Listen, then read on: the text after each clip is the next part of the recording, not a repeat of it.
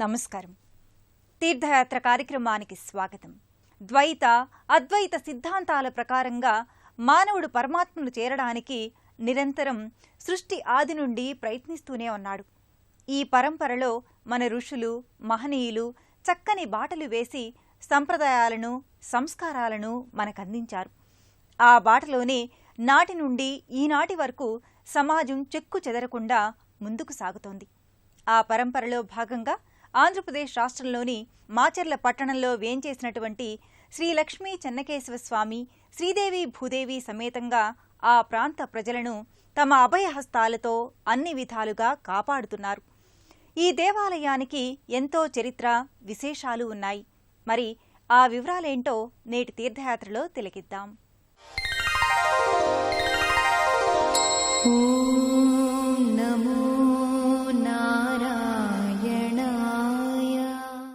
దేవాలయాలు భారతీయ సంప్రదాయానికి, చరిత్రకు, సౌరభానికి నిలువెత్తు నిదర్శనాలు.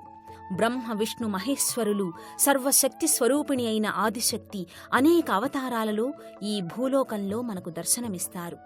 ద్వైత అద్వైత సిద్ధాంతాల ప్రకారం మానవుడు పరమాత్మను చేరటానికి సృష్టి ఆది నుండి నిరంతరం ప్రయత్నిస్తూనే ఉన్నాడు. ఈ పరంపరలో మన ఋషులు మహనీయులు చక్కని బాటలు వేసి సంప్రదాయాలను సంస్కారాలను మనకు అందించారు. ఆ బాటలోనే నాటి నుండి నేటి వరకు మన సమాజం చెక్కు చెదరకుండా ముందుకు సాగుతోంది. ఆ పరంపరలో భాగంగా ఆంధ్రప్రదేశ్ రాష్ట్రంలోని మాచర్ల పట్టణంలో వేంచేసి ఉన్న శ్రీ లక్ష్మీ చెన్నకేశవ స్వామి దేవాలయం.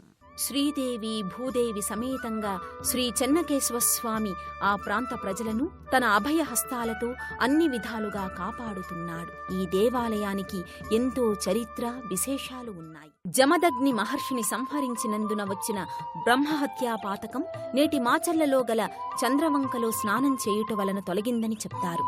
ఆ క్రమంలో ఇక్కడ శ్రీ లక్ష్మీ చెన్నకేశవస్వామి దేవాలయం నిర్మించి అర్చించారని పురాణ కథనం. విశాల ప్రాంగణంలో భారీ ప్రహరీ గోడలు గల ఈ దేవాలయం ఎంతో మనోహరంగా ఉంటుంది. స్వామివారి అర్చనకై బిందె తీర్థం అర్చకులు భక్తి శ్రద్ధలతో తెస్తారు. పూర్వం ఇక్కడ దిగుడుబావి ఉండేది. అక్కడే నేడు ఈ బోరుబావిని ఏర్పాటు చేశారు.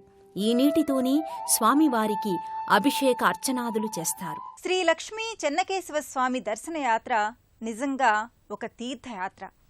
తీర్థయాత్ర అనగానే అక్కడ గల నదులు, తీర్థములలో స్నాన సంధ్యాదులు ఆచరించి ప్రక్కనే ఉన్న ప్రసిద్ధ దేవాలయాలను దర్శించి అక్కడ వేంచేసి ఉన్న స్వామి అమ్మవార్లకు అర్చన, కళ్యాణాలు జరిపించి భక్తులు వారి వారి విన్నపాలను చెప్తుంటారు.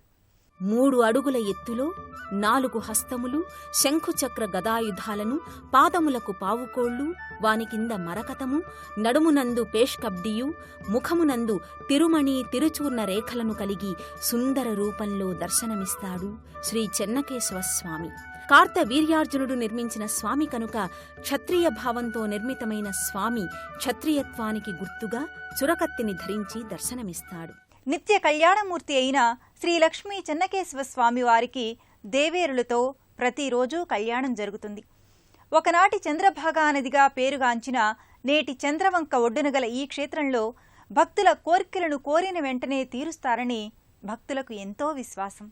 కార్త వీర్యార్జునుని కాలం నాటి వివరం తెలియకపోయినా బ్రహ్మనాయుడు చెన్నకేశవుని పునఃప్రతిష్ఠ జరిపి దద్దళం అంటే చిన్న దేవాలయం స్థానంలో బృహత్తర దేవాలయాన్ని నిర్మింపచేసి ప్రతి సంవత్సరం చైత్ర పున్నమికి కళ్యాణం జరిపించేవాడని ప్రతీతి.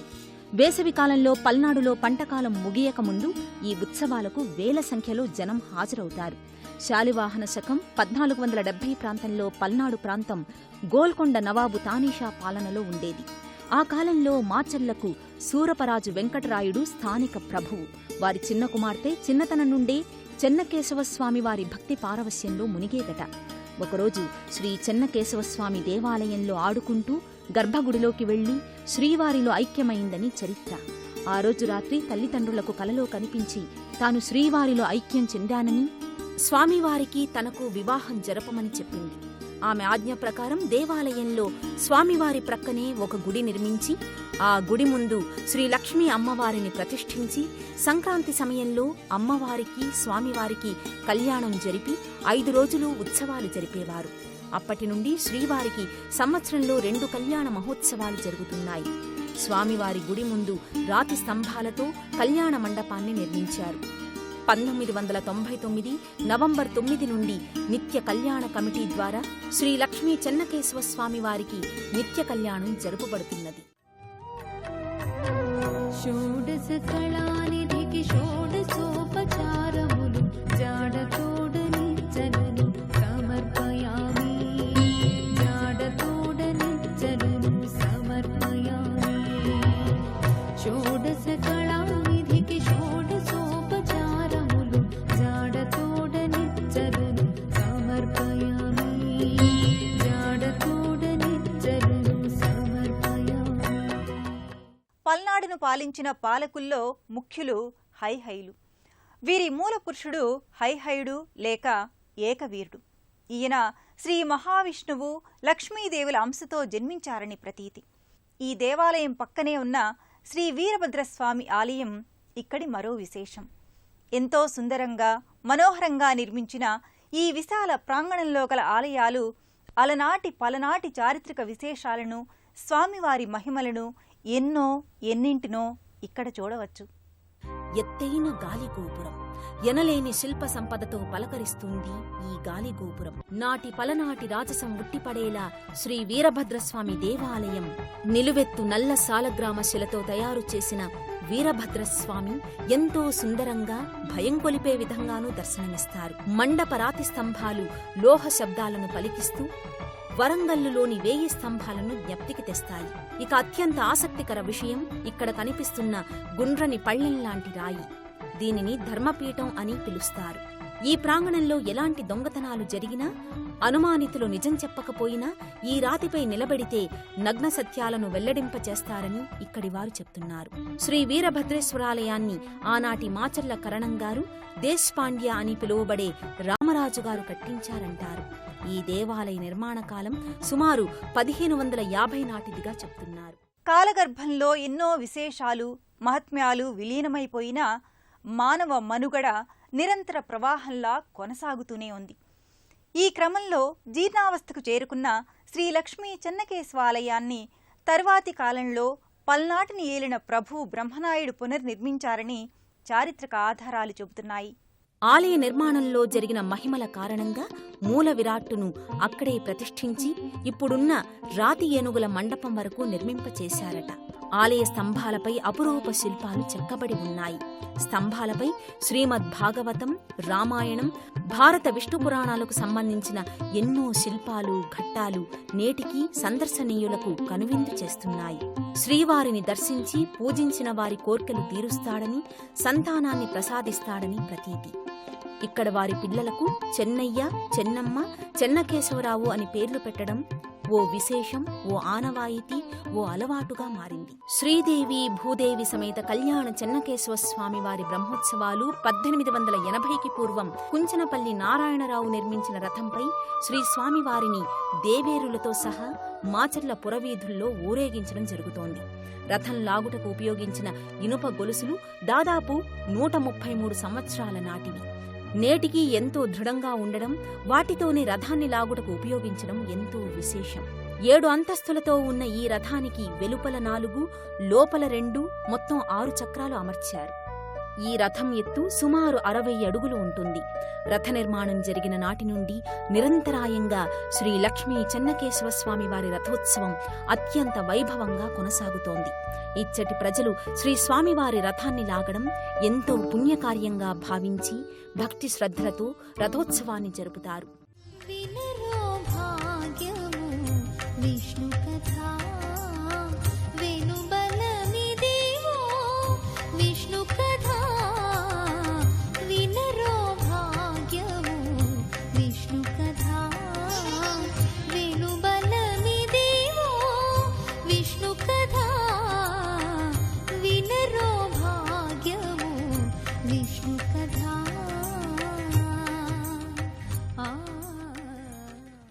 దేశంలో పెరుగుతున్న జనాభా ఒకవైపు, స్థలాభావం మరోవైపు, అటు మనుషులకు దేవతలకు సైతం చిన్న చిన్న స్థలాలలో ఆలయాలు నిర్మించి క్రతువులను జరిపించటం నేటి పరిస్థితి. కానీ భారతీయ సంస్కృతి సౌరభాలకు నిలయాలు, నవనాడులుగా విలసిల్లిన ఇలాంటి గొప్ప దేవాలయాలను అటు ప్రభుత్వం, భక్తులు, ఆస్తికులు ఇలాంటి మహాక్షేత్రాలను వైభవంగా తీర్చిదిద్ది భారతదేశ సనాతన వైభవానికి మరొకసారి నడుం బిగించి కృషి చేయవలసిన అవసరం ఎంతో ఉంది.